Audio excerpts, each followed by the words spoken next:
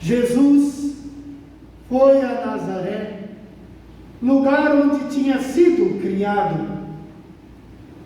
No sábado, segundo o seu costume, entrou na sinagoga e levantou-se para fazer a leitura.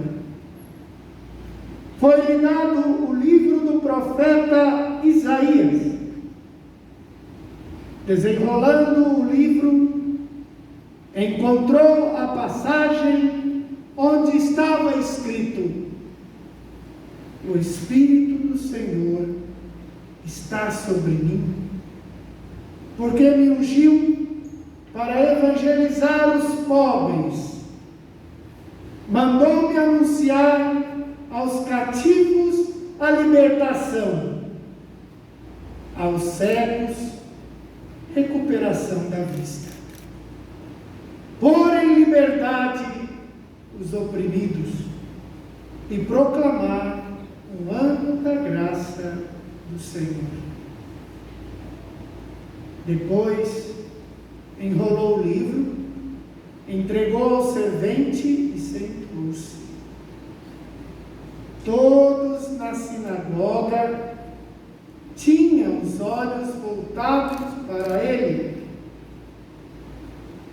Então começou a dizer-lhes: cumpriu-se hoje esta passagem da Escritura diante de vós.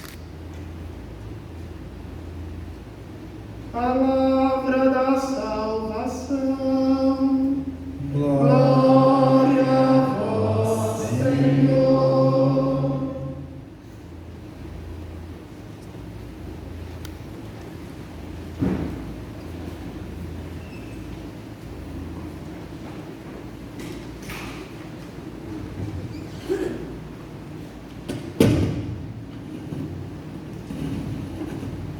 Prezado Padre Júnior, nosso pároco, estimados irmãos e irmãs aqui presentes, também você que nos acompanha pela rede social, nesta noite somos chamados a refletir com Maria sobre o nosso comprometimento com o Evangelho de Jesus. Maria é para nós católicos um caminho certo e seguro que nos leva a confirmar as palavras de Jesus em nossa vida. Ungidos pelo santo batismo, assim como Jesus, nós também recebemos o Espírito Santo para evangelizar os pobres, anunciar aos cativos a libertação, aos cegos a recuperação da vista e proclamar o ano da graça, o ano do perdão do Senhor. Maria foi a humilde serva do Senhor e assim permaneceu. Estava para com Deus em total disponibilidade, jamais tomou atitude calculada em relação à vontade de Deus, não hesitava na escolha para dizer sim ou não, colocou-se plenamente a serviço do seu Filho Jesus. Fazei tudo o que ele vos disser. Neste espírito de entrega total, Maria é para nós o mais belo ideal a ser imitado, Maria é a mãe de todas as virtudes cristãs. Nesta reflexão queremos destacar 7 virtudes presentes na Virgem Mãe, que nós também precisamos cultivar em nossa caminhada cristã.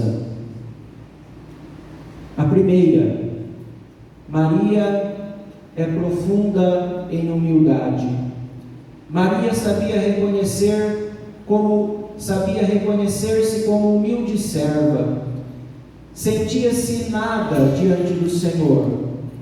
Sem vaidade nenhuma, oferecia ao Senhor os louvores que recebia, e não havia nada em seu coração que centrasse nela próprio. Ela era simples, todos os seus atos eram feitos de silêncio, e no silêncio, e também no escondimento.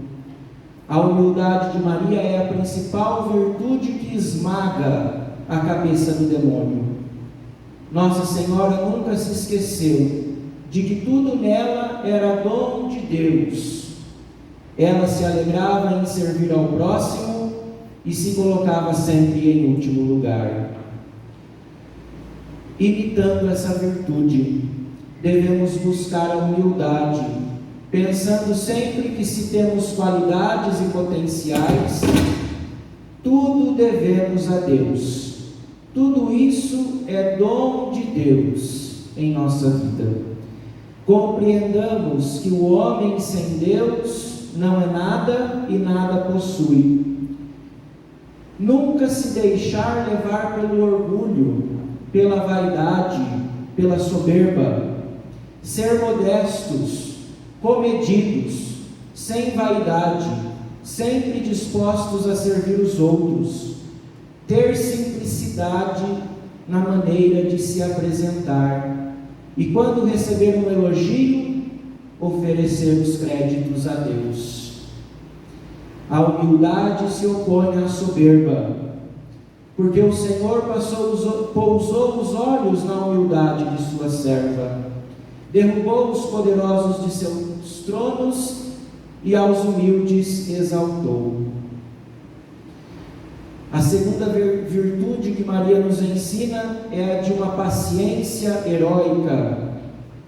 Nossa Senhora passou por muitos momentos estressantes, momentos de provação, de incômodo e de dor, durante toda a sua vida, mas suportou tudo com paciência. Sua tolerância era admirável. Nunca se revoltou contra os acontecimentos, nem mesmo quando viu o próprio filho na cruz. Sabia que tudo era vontade de Deus e meditava tudo isso em seu coração. Maria, nossa mãe, teve sempre paciência, sabendo aguardar em paz aquilo que ainda não se tinha obtido, acreditando que iria conseguir pela espera em Deus. Imitando essa virtude em nossa vida, ter paciência é não perder a calma, é manter a serenidade e o controle emocional.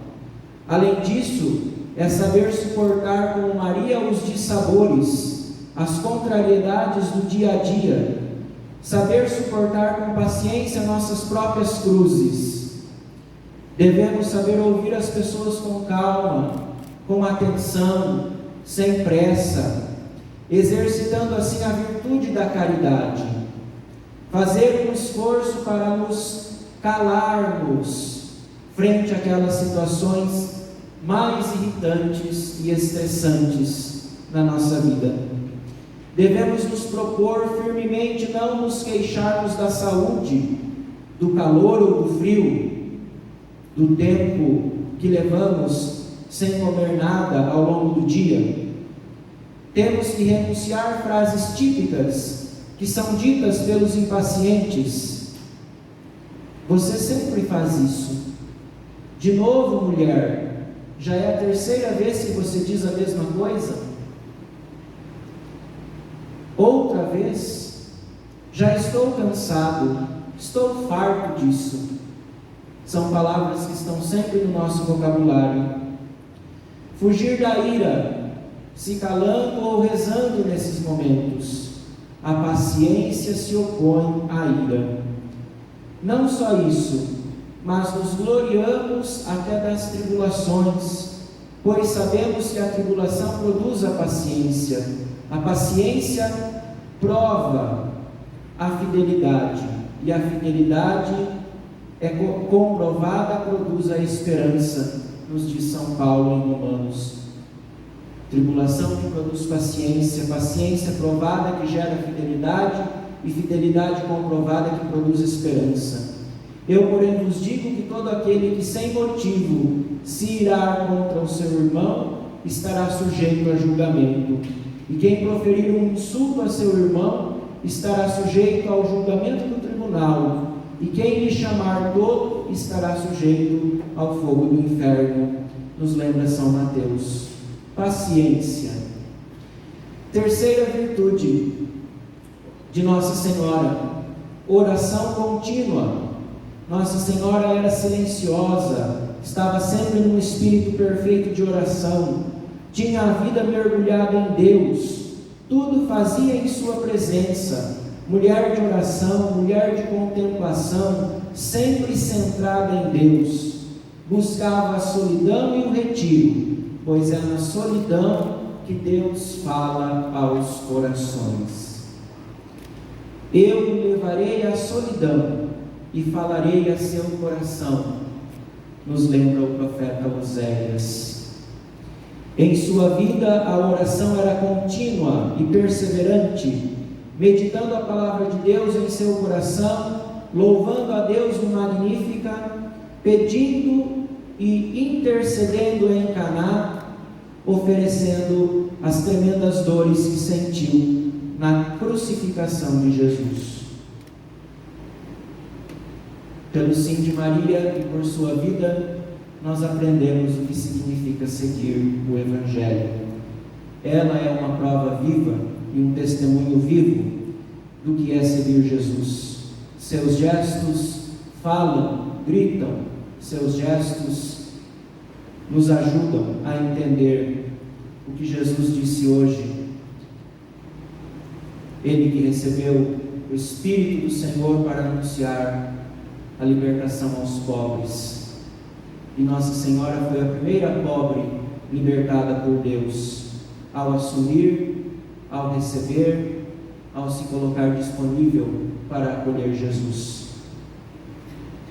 Imitando essa virtude da oração, devemos buscar uma vida interior na presença de Deus, um espírito contínuo de oração, não se limitar somente às orações ao levantar, ao se deitar ou nas refeições, estender a oração para a vida, no trabalho, nos caminhos, enfim, em todas as situações, buscando a vontade de Deus em sua vida. Tudo quanto fizerdes, por palavra ou por obra, fazei-o em nome do Senhor Jesus, dando por ele graças a Deus, Pai. E não vos inquieteis com nada. Em todas as circunstâncias, apresentai a Deus as vossas preocupações, mediante a oração, as súplicas e a ação de graças. E a paz de Deus, que excede toda a inteligência, haverá de guardar os vossos corações, os vossos pensamentos em Cristo Jesus. Nos lembra Paulo aos Filipenses. Oração contínua. Não sejamos mesquinhos e também não sejamos rigoristas, rubricistas quanto à oração. Façamos da nossa vida um culto agradável, uma oferta, uma oblação de entrega a Deus. Quarta virtude, Nossa Senhora é a mulher da perfeição na obediência. Maria disse seu sim a Deus e ao projeto da salvação, livremente, por obediência à vontade suprema de Deus. Um sim amoroso, numa obediência perfeita, sem negar nada, sem reservas, sem impor condições. Durante toda a sua vida, a Virgem Mãe foi sempre fiel ao amor de Deus e em tudo o obedeceu. E essa virtude está tão fora de moda entre nós cristãos, católicos, questionamos tudo. Muitas vezes não aceitamos nem mesmo aquilo que o Papa nos propõe em seus discursos, em suas palavras, em seus escritos, em seu magistério. Ela, Maria, também respeitava e obedecia às autoridades, pois sabia que toda a autoridade vem de Deus. Imitando essa virtude, o Catecismo da Igreja Católica indica que a obediência é a livre submissão à palavra escutada, cuja verdade está garantida por Deus, que é a verdade em si mesma. Esforcemo-nos para obedecer a requisitos ou a proibições, a subordinação da vontade a uma autoridade, o acatamento de uma instrução, o cumprimento de um pedido ou a abstenção de algo que é proibido nos faz crescer. Rezar pelos superiores, obedecer sempre a Deus em primeiro lugar e depois aos superiores. Obedecer a Deus é obedecer a seus mandamentos, é ser dócil à sua vontade.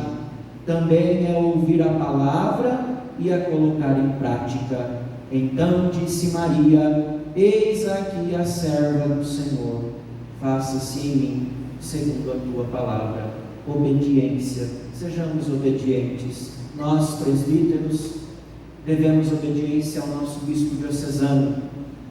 A igreja pede de nós essa obediência. Quinta virtude, que Maria soube viver muito bem. Ela é a mãe do supremo amor.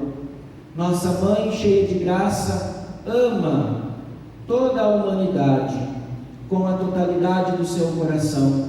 Cheia de amor puro e incondicional de mãe, nos ama com todo o seu coração imaculado, com toda a energia de sua alma. Maria nada recusa, nada reclama, em tudo é a humilde serva do Pai.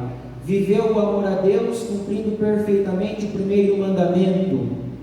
Fez sempre a vontade divina em sua vida, e por amor a Deus aceitou também amar incondicionalmente os filhos que recebeu na cruz.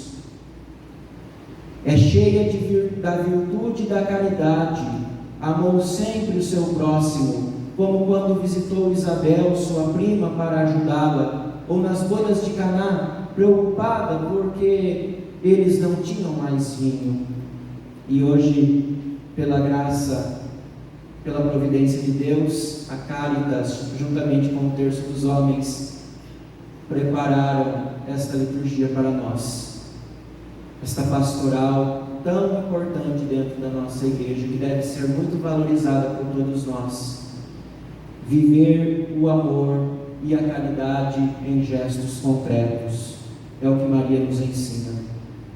Imitando essa virtude, todos os homens são chamados a crescer no amor até a perfeição e inteira doação de si mesmos, conforme o plano de Deus para suas vidas. Devemos buscar o verdadeiro amor em Deus, o amor ágape, que nos une a todos como irmãos e irmãs. Praticar o amor ao próximo, a bondade, a benevolência, a compaixão.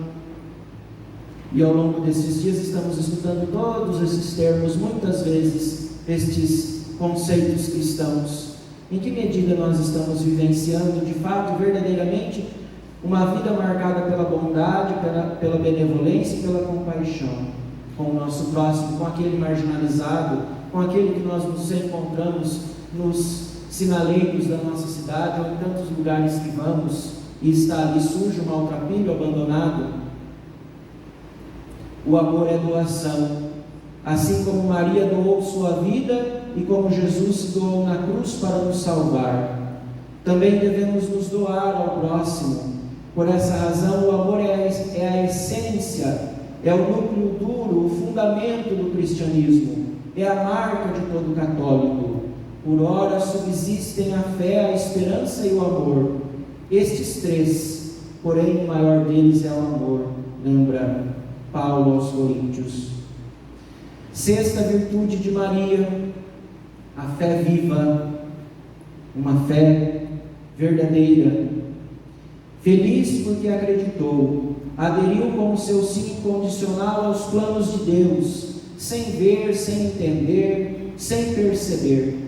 Nossa Senhora gerou para o mundo a salvação, porque acreditou nas palavras do anjo.